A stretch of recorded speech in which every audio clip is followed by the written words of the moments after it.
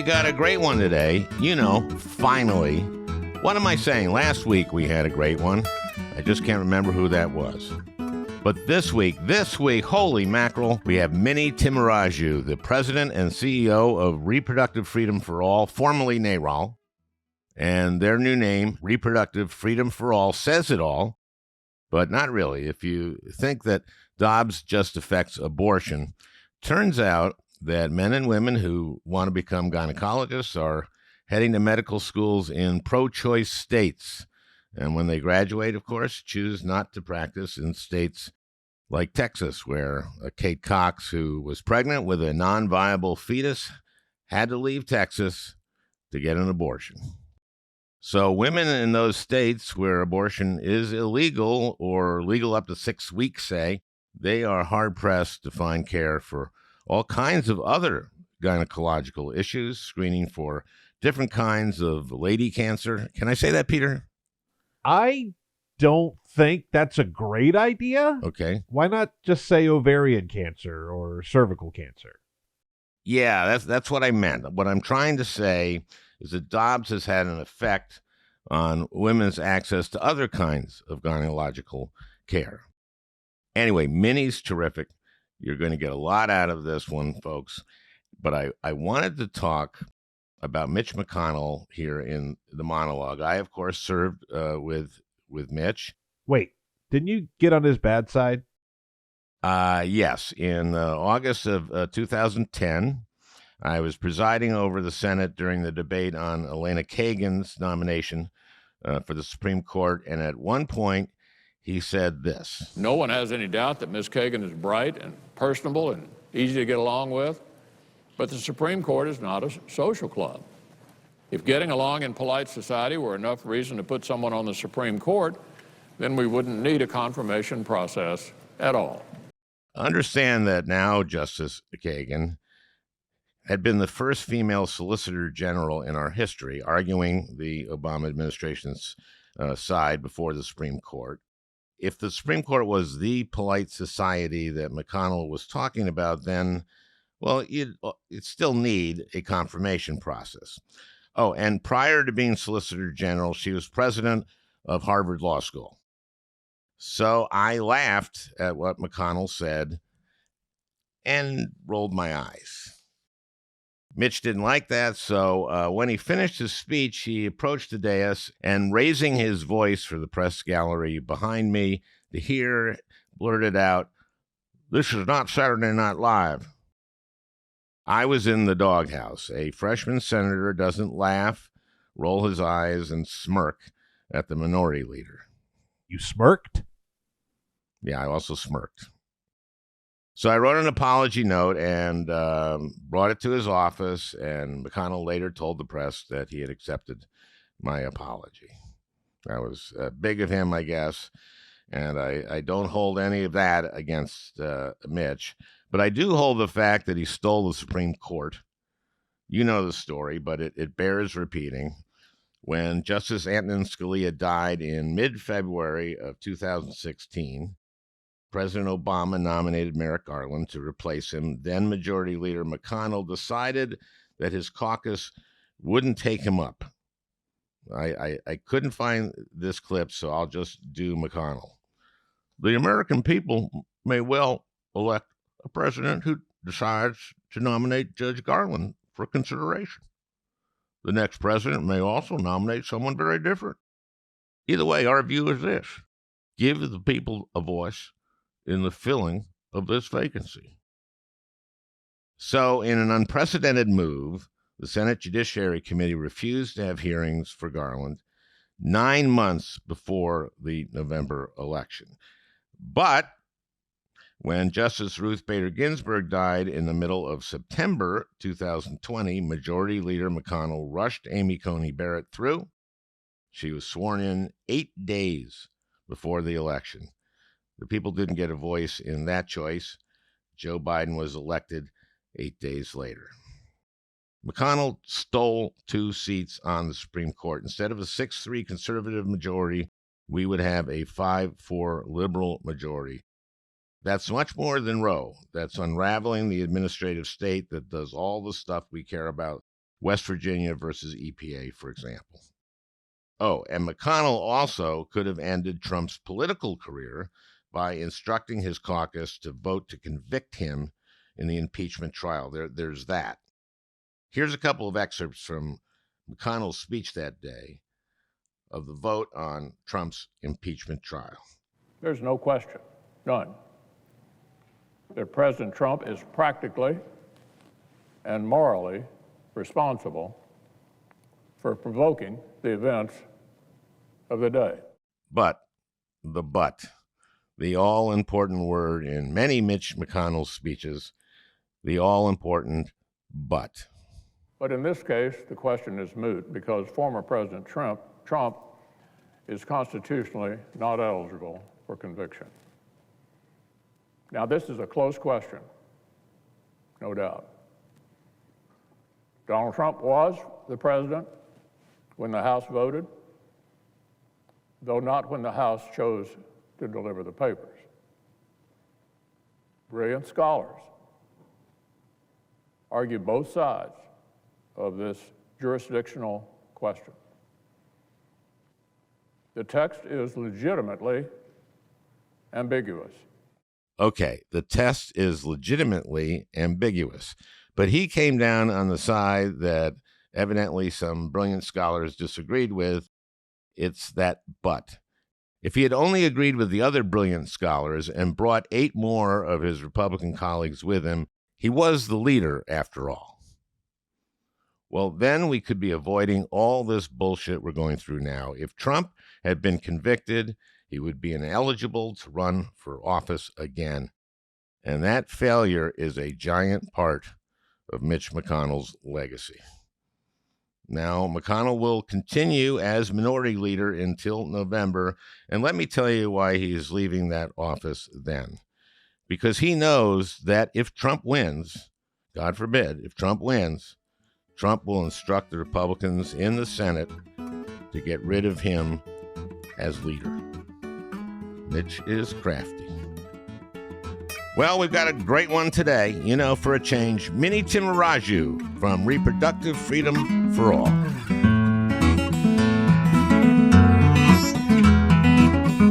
Minnie, I'll give you a proper introduction later, maybe, or now. Why not do it right now?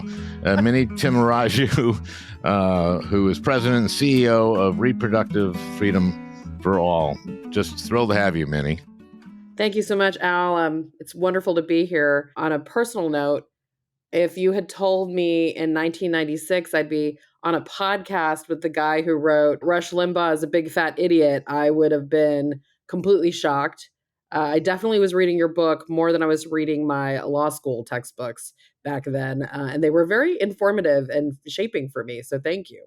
Well, great. Thank you for saying that. We'll keep that. We're going to keep that in the podcast. So, but you did also graduate from law school, didn't you? I barely did, but it counts. Okay. And now as president and CEO of Reproductive Freedom for All, you've got, it's a busy time, right? It's a pretty busy time. We're formerly NARAL Pro-Choice America. We have 4 million members now and over in all 50 states. And I joined just a couple of weeks before the oral arguments in Dobbs. So I kind of came in knowing what was up and ready for the fight. But it's been a pretty raucous couple of years. Well, the court now has Mifepristone before it. Let's talk about that. I mean, looking at the 6 Republican members of the court, why don't you talk about what's at stake?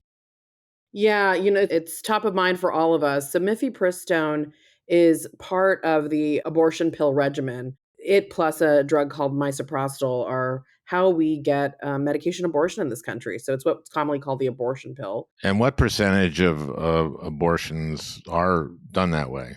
Yeah, over 50%, a clear majority of those abortions. It's such an important point. This case came out of a really kind of bogus organization in Texas that was formed in Texas in order to get in front of a specific federal judge. Court. Matthew Kaczmarek, a Trump appointee, a radical with extreme right-wing ties to the anti-abortion movement. And he's like the only judge in that district. Like they have a district with one federal Yes, judge. So if you go to that district, you get this Kaczmarek, right? that's right, and it was by design, right? And it's something we know our friends in the Senate are digging into and looking at, like, how can such courts exist? This is a complete threat to our democracy.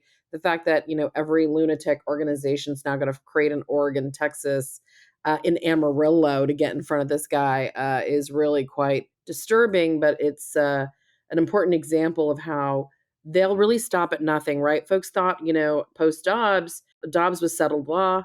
This was back to the states. But we all know that was bullshit because this is how they're trying to go about a backdoor abortions ban in 21 states. But in the rest of the country, it's not. Medication abortion is the most used form of abortion. So why not try to upend that, right? So this case originally was about FDA authorization of Mifepristone. Hmm. Now that it's going to the Supreme Court, it's more about regulations that were loosened around Mifepristone to make it available by mail, brick and mortar pharmacies, telemedicine. So any restriction on medication abortion is equivalent to a backdoor abortion ban and really will dramatically impact folks who are in states that have protected abortion access, where they have absolute rights per their state to have abortion care.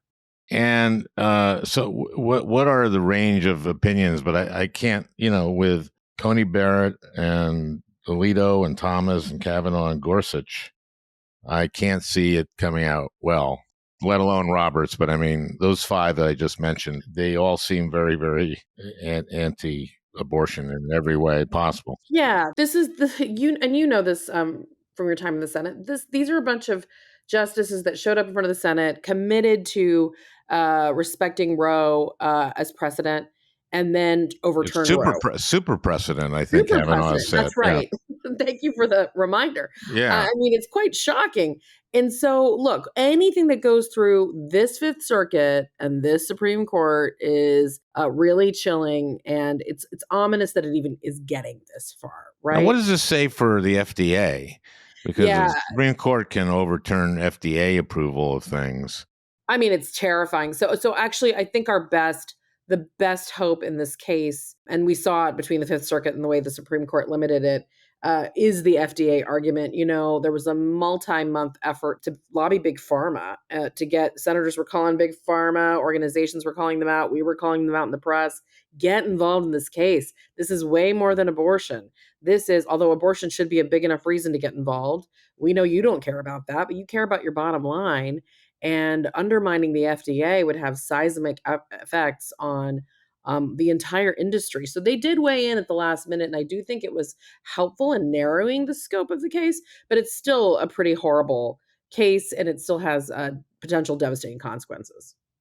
We'll learn that, I guess, in June. Is that when they? Yeah, oral arguments for the Supreme Court in Mifepristone come up in a couple of weeks, so we'll keep you posted.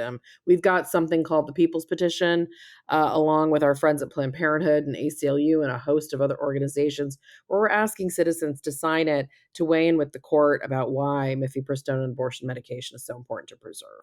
Now you're from Texas. I am. Let's talk about the Kate Snow case. How long was she along in her pregnancy when she learned that her baby basically had lethal genetic conditions? Yeah, so Kate Cox is the case in question. She Oh, I'm sorry, was Kate Cox. no, Yes. it's okay. There's honestly, there's so many of these cases right now that it's really hard to keep track. She was a 31-year-old mother of two, pretty late in her pregnancy. I can't recall exactly how far along, but she was pretty late in her pregnancy, and the Texas Supreme Court ruled that she could not have an abortion. A lower court had granted her the cover to do so. But what's really interesting is that the Texas Attorney General, he's a character, Ken Yeah. Paxton, went into court to intervene in the case, which was pretty unprecedented, and took it to the Texas Supreme Court, which then ruled against her. So they ruled against her, however, after she finally said, I can't wait around for the courts. This is important. She left the state to have her abortion. She is a perfect example of the average person seeking an abortion in this country. She was a mom already, right? She was trying to do the best thing for her child and her family, but she was unable to do what she needed to do, and her doctors were unable to do what she needed to do. They were trying to really force her to carry a non-viable pregnancy to term, and that's what's really dangerous and scary about the Kate Cox case, but she's not the only one, right? We've now seen dozens of these cases in the 21 states with abortion bans. I think what happened with Kate, however, was it captured national attention, kind of like the Amanda Zarowski case also in Texas, because their cases were so dramatic, right? In both of these cases, they were being forced to carry non-viable pregnancies and to great, great risk to their own health and their future. How do they not get that through their head? I had a conversation once when I was in my early 20s. I met a priest who seemed like a great guy, and I asked him about basically a situation like this. Yeah. So what if someone is 6 months along and they learn their baby has some kind of genetic condition or something wrong, that they're not viable and they're not going to live, after birth, or may die in the womb? Why wouldn't you have an abortion? And he said, no, you should.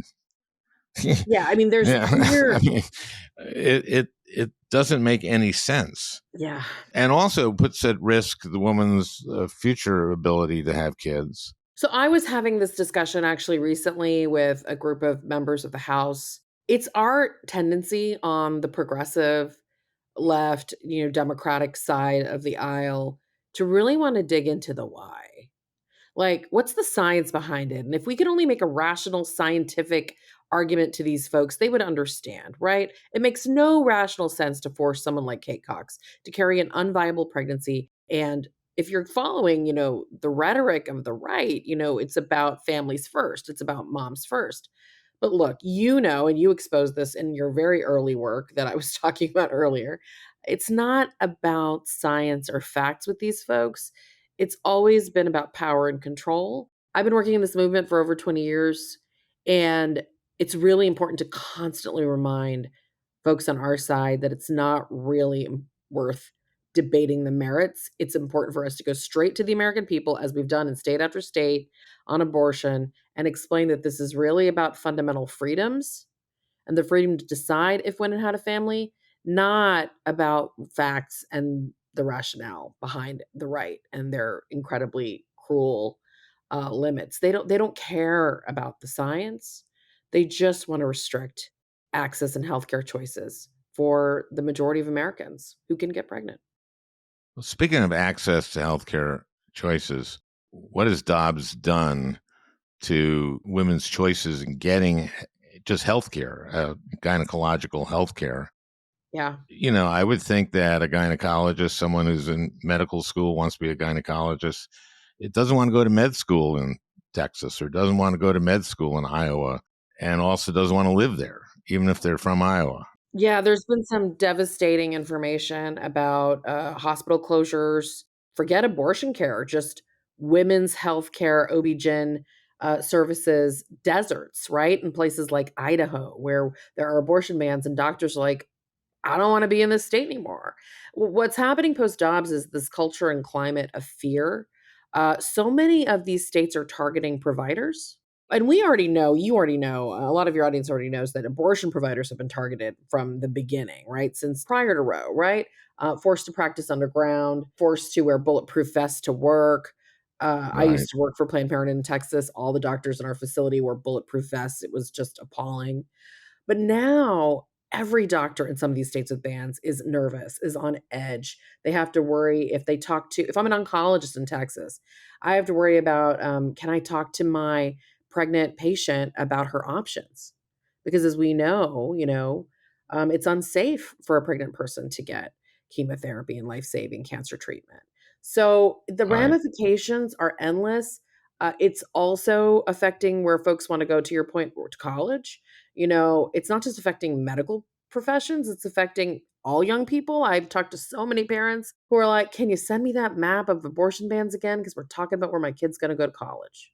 Hmm. And I don't want my child going to school where, if they have a unintended pregnancy, or they just want access to birth control, or they just want access to Plan B, and they get the range of services that we expect to get in college. So the effects post Dobbs are way more than anybody thought. I mean, well, I should say we thought. We knew, but way more than I think the public could imagine. And I think that's why this issue is so salient and continues to be so salient election after election. Let's talk about rape. Yeah. There was a study about the number of pregnancies from rape in 14 states with abortion bans since Roe was overturned. They estimated it 64,500. And the methodology, it was done by Planned Parenthood of Montana, Hunter College of New York, Cambridge Health Alliance in Massachusetts, and the University of California, San Francisco. So the methodology was enough for JAMA to publish it. Yeah. I want to run the ad that Andy Bashir ran Oh, yes. and run the audio for that. Peter, do you have it? I was raped by my stepfather after years of sexual abuse. I was 12. Anyone who believes there should be no exceptions for rape and incest could never understand what it's like to stand in my shoes. This is to you, Daniel Cameron. To tell a 12-year-old girl she must have the baby of her stepfather who raped her is unthinkable.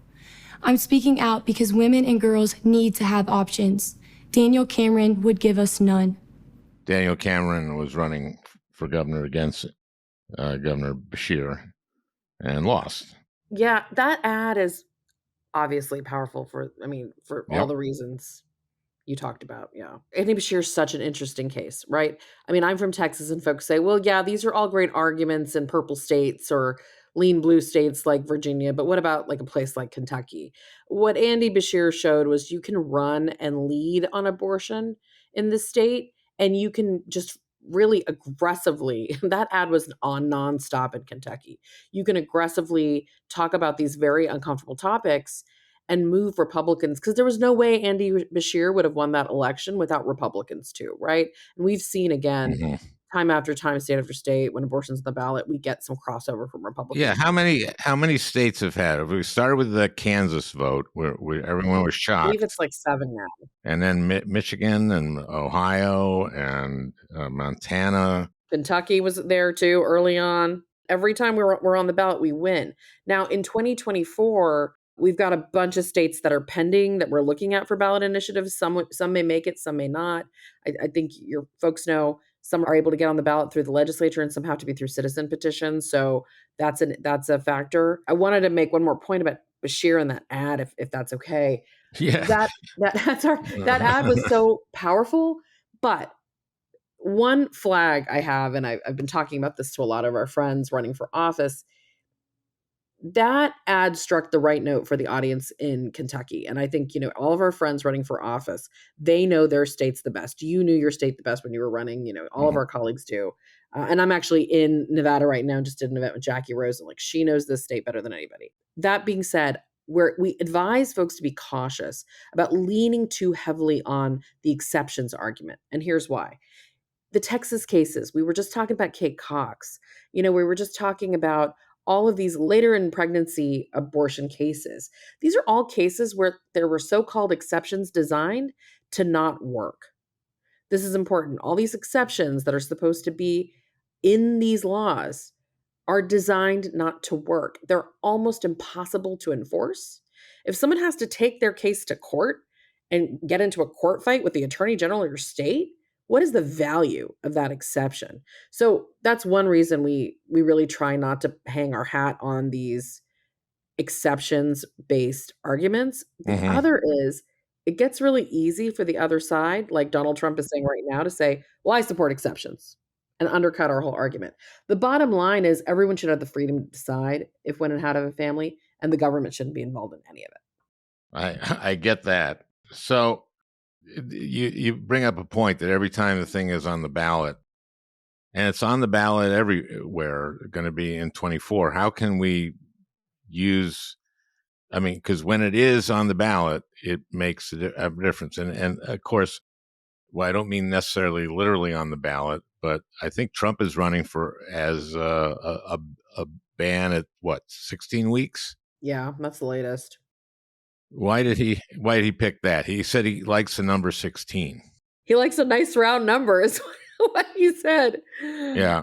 I shouldn't laugh. It's laughable in its horror. Yes. There was a really smart, in-depth piece by Lisa Lehrer in the New York Times digging in more on Trump and his philosophy on abortion and how surrounded he is by these far-right extremist Republican activists like Jonathan Mitchell, who's his lawyer.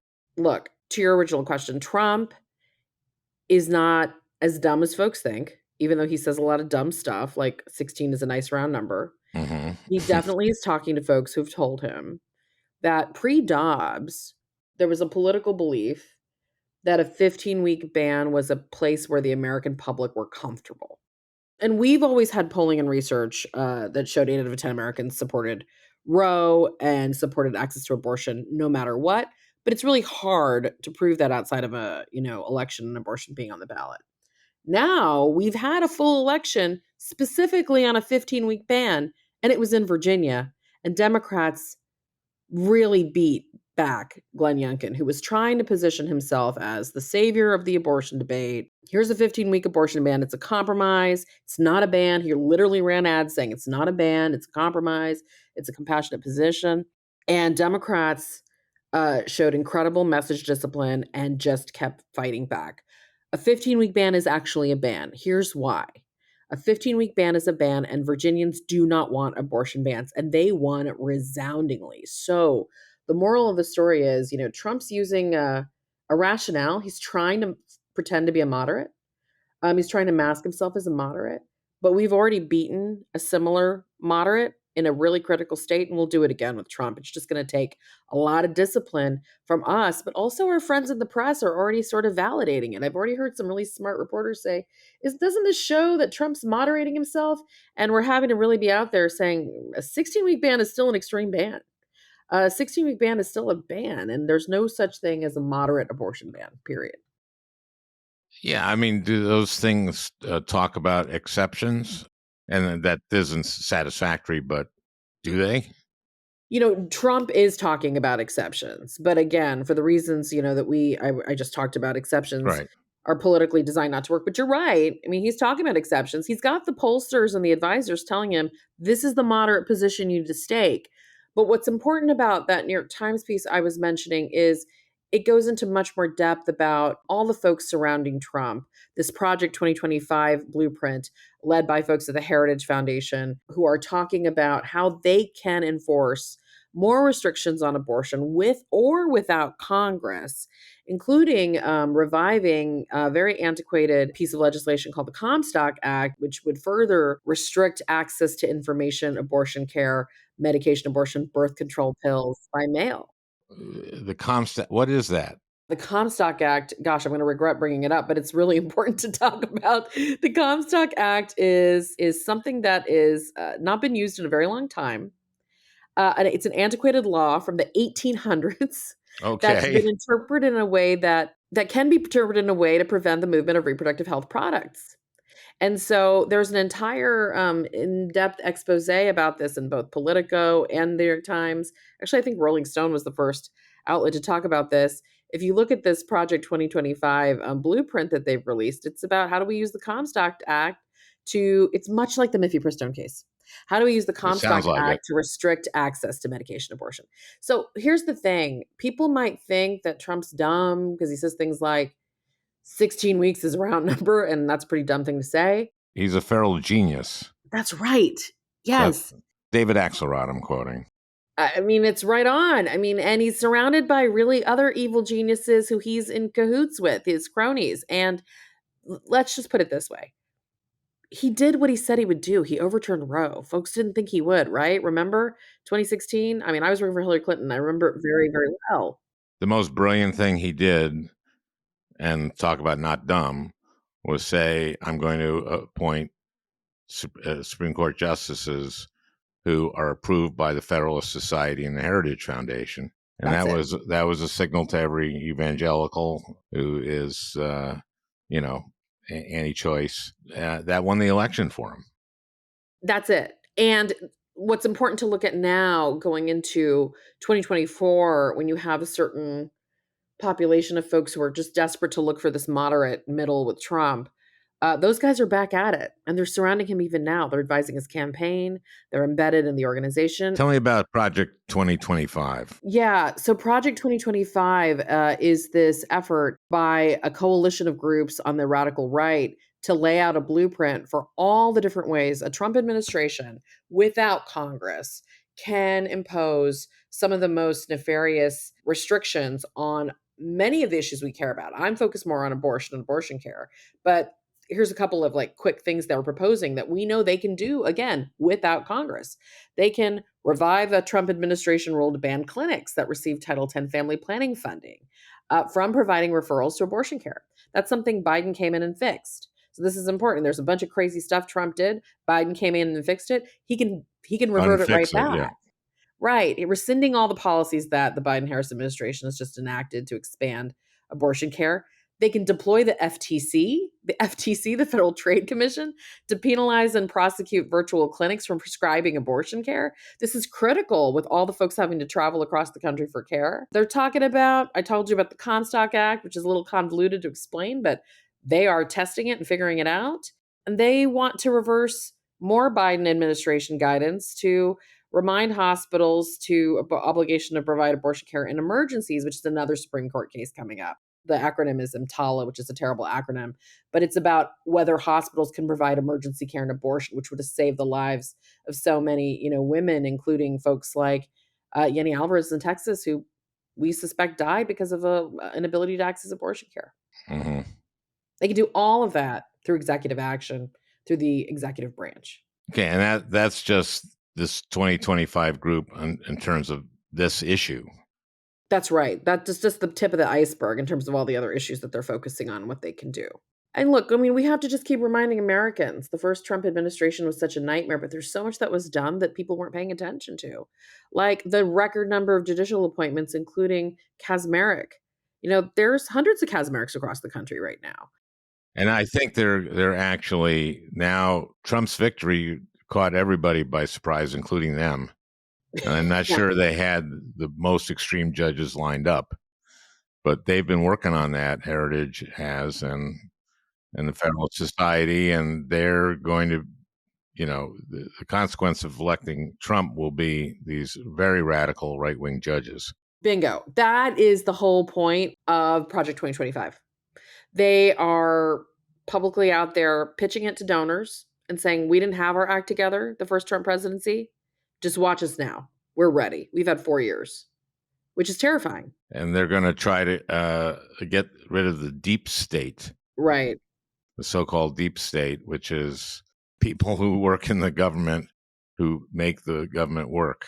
Yeah, as usual, everything they say is projection. Before I came over to Reproductive Freedom for All, I spent 9 months in the Biden-Harris administration at the Office of Personnel Management. So, the agency that supports and builds the federal workforce.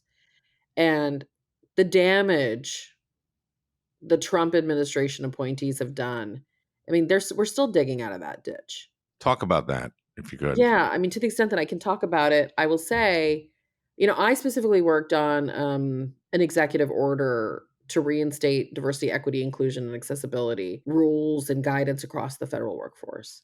But what I can say anecdotally is federal employees were the workforce was devastated. People were leaving the federal workforce. And the folks who were left were depleted, were incredibly demoralized. You had LGBTQ employees, for example, who just didn't want to participate in anything that could reveal their identity in a Trump administration. You had agencies that were afraid to enforce longstanding rules for fear of retribution by the politicals who were appointed above them. So it's not simply the act of just who the president is and how they enforce regulations or what they can do or not do with the executive power. It's also about who comes to work for a federal government when the executive changes, the chief executive, the president changes.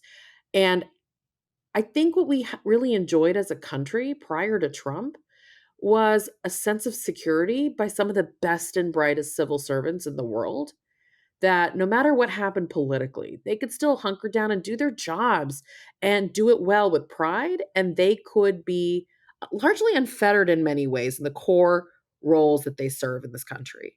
Well, Trump upended all of that. So, Minnie, do you mind talking about your family? You have twins, right? I do.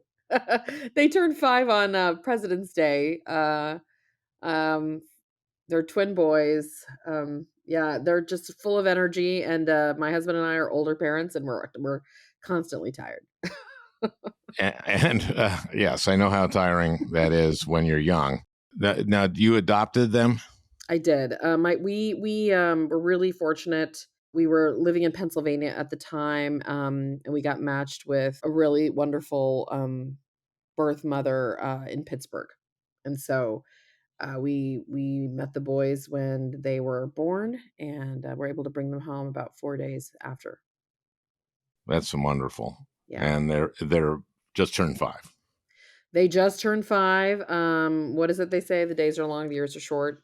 But, I will say this, when we were adopting the boys, I was in a brief stint in corporate America. I had worked for Hillary Clinton, and I was, much like the rest of us, pretty exhausted and took a little break from politics, which gave me the space and time, and my husband the space and time to form our family. But I talked to a lot of my friends in the reproductive rights, health, justice space about what they thought, about adoption and across the board. And I talked to adoptees, friends of mine who were adoptees, about what they thought about abortion.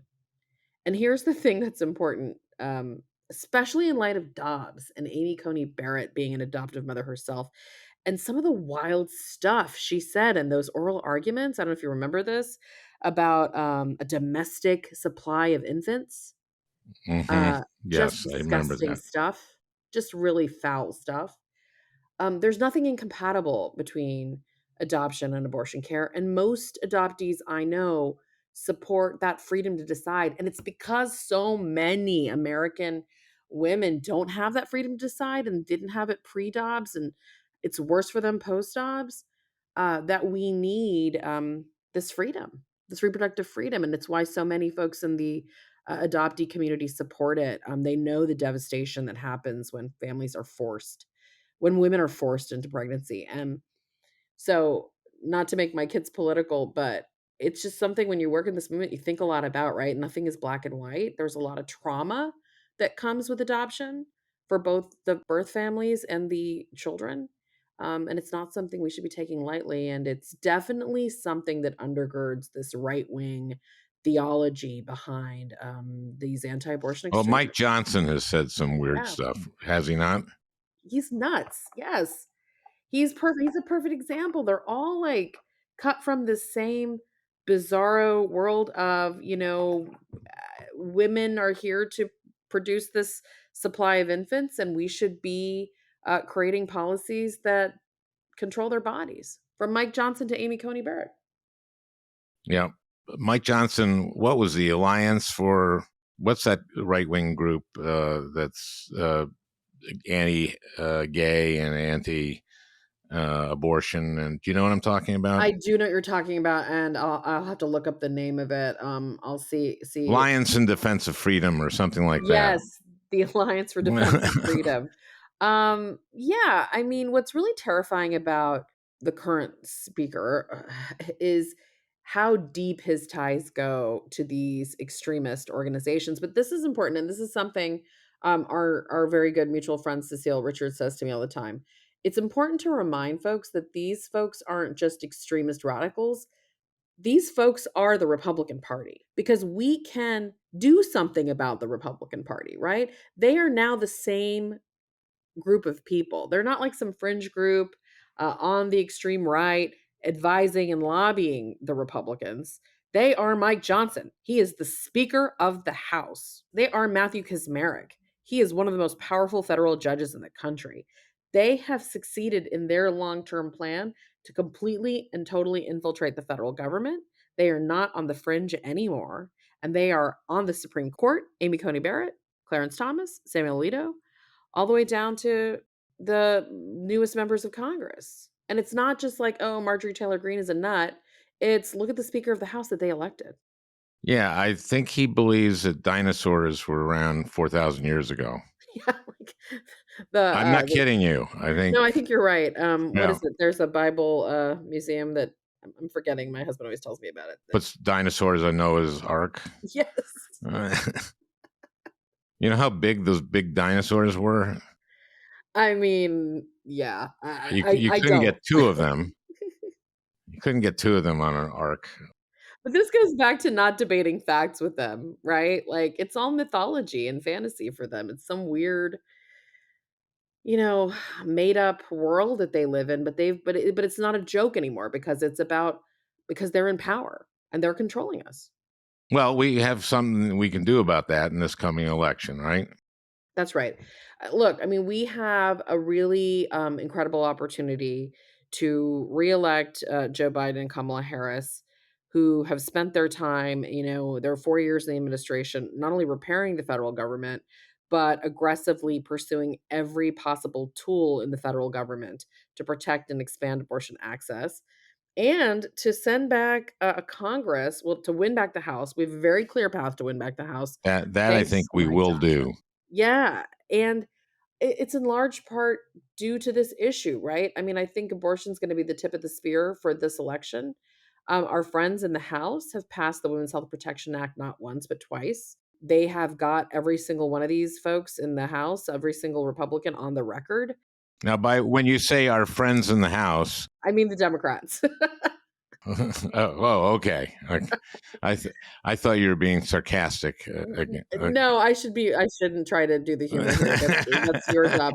No, our friends in the House, the pro-choice, Mhm. pro-reproductive freedom majority, led by Hakeem Jeffries, who's doing an excellent job, Catherine Clark, who's really elevated this issue of abortion access and care in the House. They've passed legislation to codify Roe twice. They're very clear-eyed, and they're making this the core issue. Look, Tom Suozzi did it. Pat Ryan did it. The special elections in really tough places are being won on abortion. So it's a clear path for us in the House. The Senate, the Senate. The map is incredibly tough. Yep. It's why I'm in Nevada today and why I'm in Arizona. Well, why I'm heading to Arizona to support Ruben Gallego. We have to not just hold the Senate, which is going to be challenging with the open seats, but we also have to eliminate the filibuster. The good news is there's a clear path to do it, but it'll be tough. If any issue is going to help us do that, though, it's going to be abortion. And the good news is every single Senate Democrat is running on abortion and is clear about what they will do should they come back to Congress. And the president, listen, if you told me Joe Biden be standing in front of a sign that said restore Roe to kick off his campaign, I would not have believed it 6 years ago, even 5 years ago. But look, the great thing about Joe Biden is his capacity to evolve and meet the moment, and that's what he's doing. That's right, because he is devout Roman Catholic, and he has evolved on it, hasn't he? He has, just like he has on so many other issues. And one of the really interesting things about the way he's approaching it is it's not super popular with activists, but he is talking about it in a very personal way. He's talking about his own conflict with abortion. And that's okay because there's a population out Hmm. there that also feels that conflict, but doesn't feel conflict about what the government should do about it, wants the government out of this decision and wants that fundamental freedom back. And so the combination of Joe Biden plus, let's face it, the vice president, who has been really the front line of the Biden-Harris administration, really taking this case to the American people for the past couple of years. She's on a reproductive freedoms tour right now. She's met with 40 plus, small groups across the country to talk about what they can do. She's convened, policymakers, state legislators, experts. And this is something she comes at very personally and that she's very authentic on. Biden, evidently, I read this in the book, The Last Politician, by Mhm. Frank Foer, that what really got him animated was the girl in Ohio Mhm. who had to fly to Indiana. Indiana. She's a 10-year-old girl who I guess was a rape, obviously, and that's what got him animated on this. Well, and of course, if a 10-year-old is pregnant, we know it's rape. I mean, a Yeah. 10-year-old can't consent to sex. So I think Joe Biden has a tremendous capacity for empathy. Hmm. And I know he's talked to folks like Amanda Zarowski. I know he's talked to Amanda directly. I know he's met with and had conversations with Dr. Austin Denard, who was in one of his ads, who's another case from Texas of someone who had to leave the state for abortion care. He also is very, very persuaded by the women in his life. The first lady has convened patients and folks who've had abortion care in the White House and has had really frank conversations with them. And I know those have also really helped shape his position and where he's coming from with a place of empathy, but also a place of righteous indignation that anyone has to go through this. Well, Minnie, thank you for your work, Thank you for having me. and thank you for joining us. This is, I do believe this is an issue that we were beginning to lose some young people, and I hope that they're listening and they're watching what's going on on this issue, because that's one that needs to be really front and center in this coming election.